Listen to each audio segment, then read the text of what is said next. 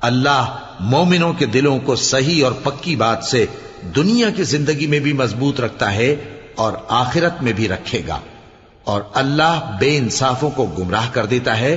اور اللہ جو چاہتا ہے کرتا ہے۔ کیا تم نے ان لوگوں کو نہیں دیکھا جنہوں نے اللہ کے احسان کو ناشکری سے بدل دیا اور اپنی قوم کو تباہی کے گھر میں لا اتارا،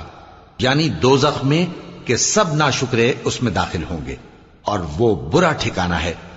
اور ان لوگوں نے اللہ کے شریک مقرر کیے کہ لوگوں کو اس کے رستے سے گمراہ کریں۔ کہہ دو کہ چند روز فائدے اٹھا لو،